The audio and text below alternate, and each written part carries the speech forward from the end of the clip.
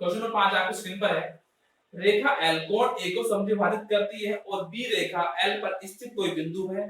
BP और BQ कोण A की भुजाओं पर B से डाले गए लंब है।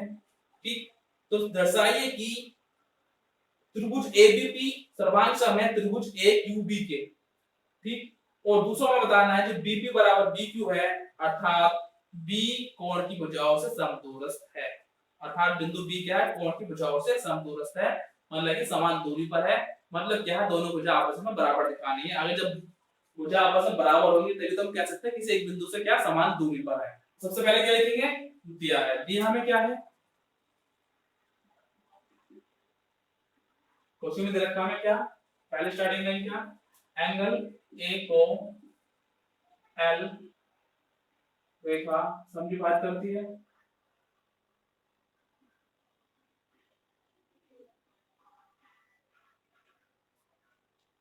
ठीक है, एंगल ए को जो एल रेखा समद्विभाजित करती है, बराबर भागों काट रही है। मतलब क्या है, जो मान इसका होगा वही मान इसका होगा।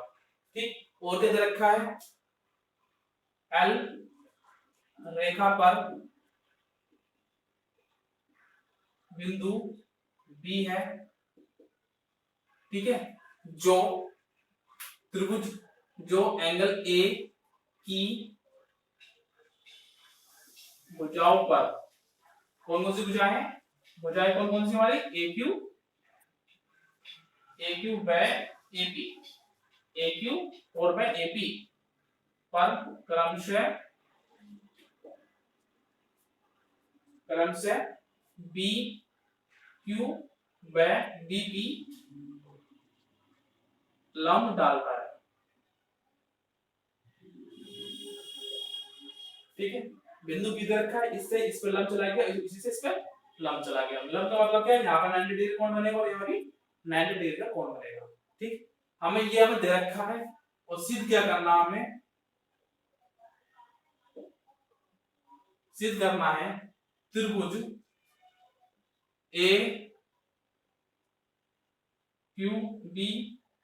सर्वांग सम है त्रिभुज ABP के। ठीक है, और सिद्ध क्या करना है, और सिद्ध हमें करना है BQ बराबर किसका होगा, BP के। ये हमें सिद्ध करना है। ठीक है, सबसे पहले तुलना कर देंगे दोनों त्रिभुज की। अब क्या आएगा, उत्पत्ति का आएगा ऑप्शन, उत्पत्ति क्या, त्रिभुज AQB व त्रिभुज ABP की तुलना। ठीक है, तुलना करने पर क्या आएगा, दोनों त्रिभुज के लिए AB रेखा उभयनिष्ठ है। AB बराबर क्या है, AB के है उभयनिष्ठ।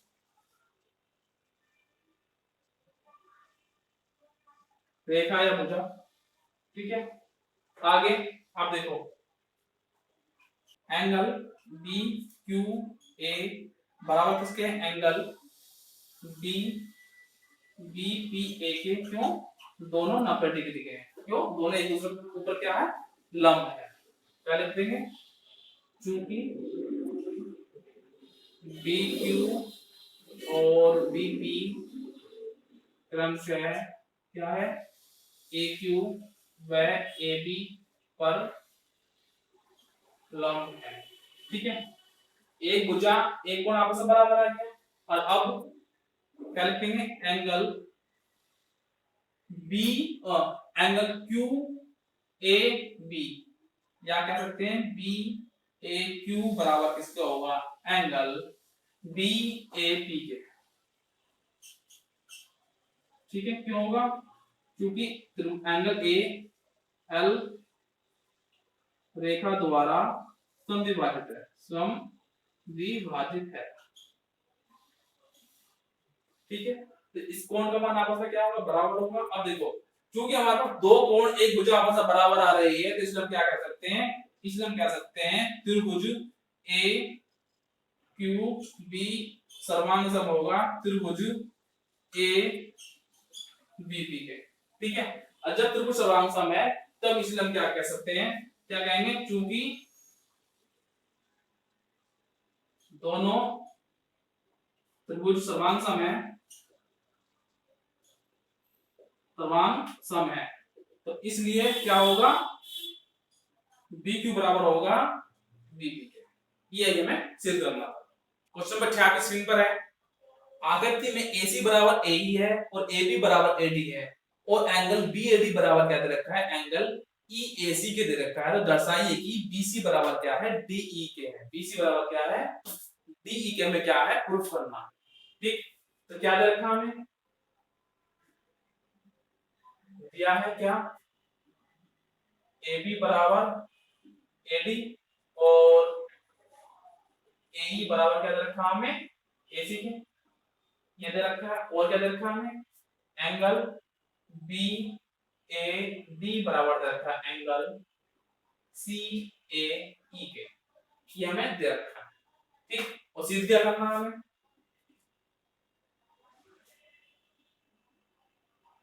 सीधा में करना है जो BC है, BC बराबर सिद्ध करना हमें, BC बराबर सिद्ध करना हमें DE के, DE के बराबर हमें सिद्ध करना है।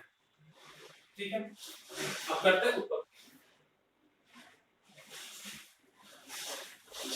ठीक है, अब देखो सबसे स्टार्टिंग में चीज क्या है, हमें दो कोण दे रखे हैं, आपस में बराबर दे रखे हैं। ठीक है, सबसे पहले दोनों कोण को ही पकड़ लो। हमें क्या दे रखा है, एंगल BAD बराबर एंगल, हमें दे रखा है एंगल BAD बराबर क्या रखा है, एंगल CAE। ठीक है, हमें दे रखा है।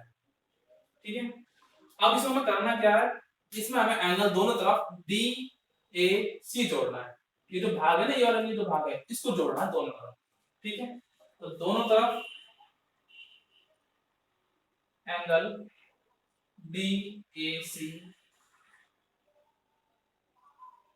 जोड़ने पर क्या हो जाएगा, angle BAD plus angle DAC बराबर क्या हो जाएगा, angle CAE plus angle DAC।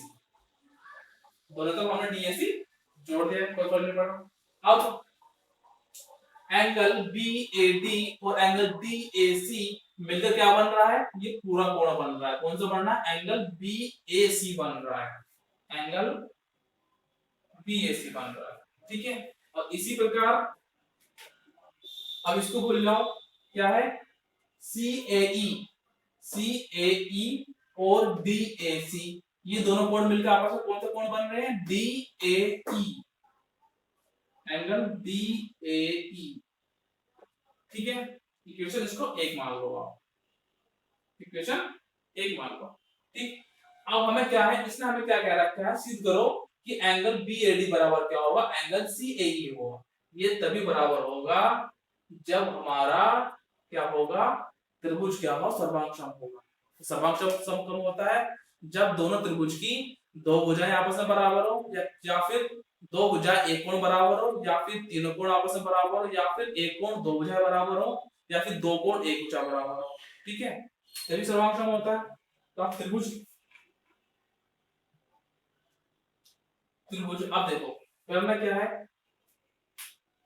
त्रिभुज ABC, ठीक है, और ADE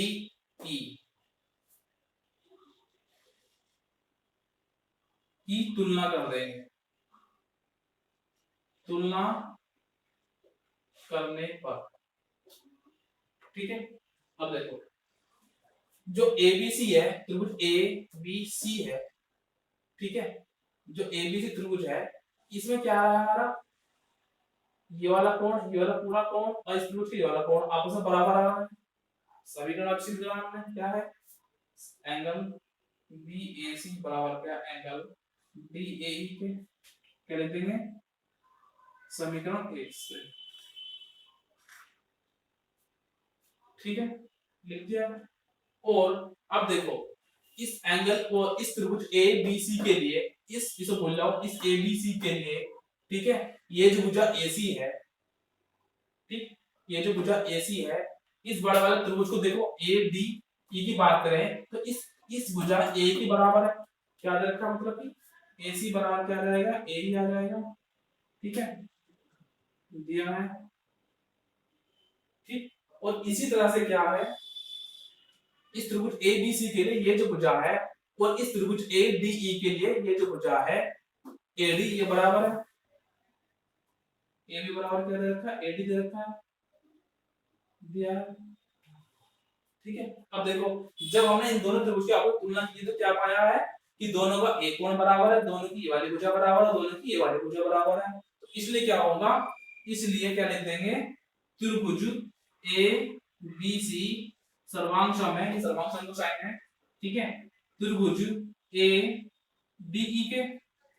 ठीक है, आगे क्या लिखेंगे, चूंकि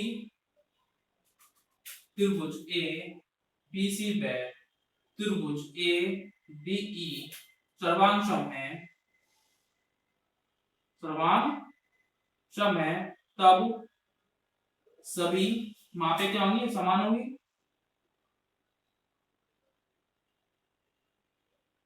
ठीक है, तो इसलिए हम क्या कह सकते हैं, इसलिए क्या कह सकते हैं हम, जो BC बराबर क्या होगा, DE के होगा, और यही